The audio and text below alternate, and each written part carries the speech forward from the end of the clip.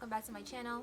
So this week I wanted to focus on moisture retention because last week I noticed that my hair was moisturized for a really long time, and I had to moisturize it on Wednesday or Thursday of last week, and I did my hair Saturday, the weekend before that. So that was a really long time for me to have moisture in my hair, and so I decided to make a video on moisture retention because I think there were some key things that I did on that wash day and during that week that really helped me retain my moisture.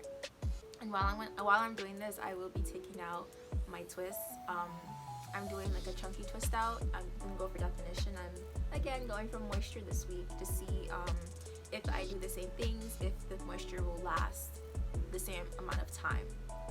So yeah, I'm just gonna give you guys some tips on how to retain moisture in low porosity 4C hair. And I'm going to be putting some of Natural Club's pure avocado oil on my hands and on my fingertips to help eliminate frizz and to give my hair some shine.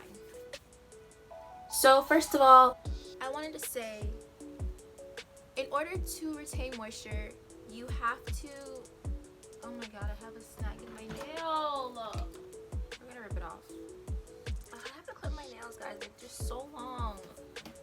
And like, we don't like snagging because that causes breakage. But anyway, what was I saying? Okay, so first of all, in order for you to even retain moisture, like, you have to have moisturized hair. So you have to moisturize your hair well in the first place.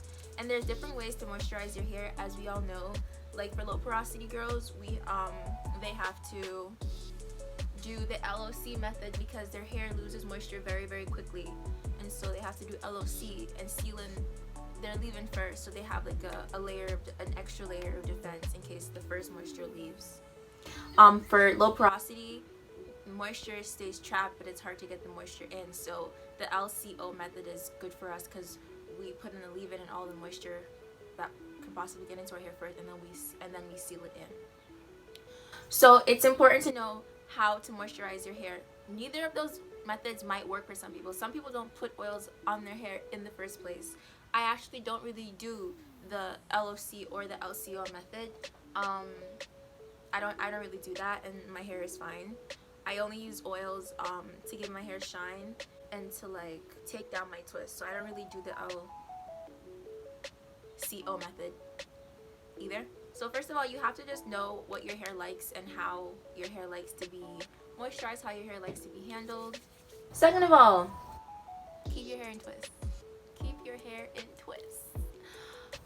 If you're going through like a dry spell, get it? Dry, because moisture, dry. If you're going through a dry spell, like go do a protective style. You know, do some mini twists. Or not even a protective style, you can just put your hair in some chunky twists like I did here. You can do that. Or do a protective style, mini twists, mini braids. And that will help keep the moisture locked in your hair, because twists are really good for keeping moisture locked in your hair.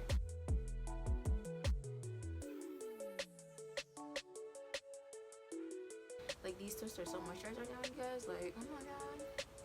Yeah. And then the next thing, stop touching your hair. Don't restyle your hair all the time, because over manipulation, they say it impedes hair growth, it causes breakage and all that other bad stuff, but it also makes you lose moisture, guys. Like, because if your hair is moisturized and you touch it, you can feel your fingers are moisturized as well, which means that the moisture from your hair has just come from your hair onto your fingers, is what I believe. So stop touching your hair, because that's making your hair lose moisture. You know, don't over style and over manipulate your hair. When you're going to sleep, you don't really have to preserve your twist out by putting it into chunky twists all the time. You can do it sometimes during the week, but like not all the time. You can just throw a bonnet over it and go to sleep, you know?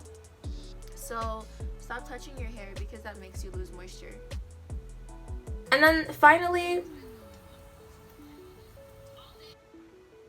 re-moisturize your hair.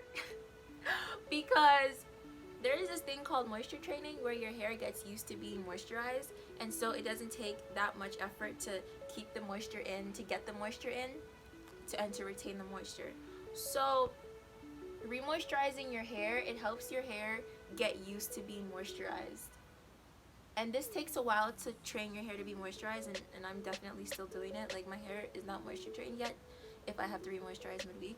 But re-moisturizing your hair kind of helps move that process along, because you're telling your hair, look, listen, you need to stop acting up and start getting moisturized, because we're not going to be doing this all the time, you know?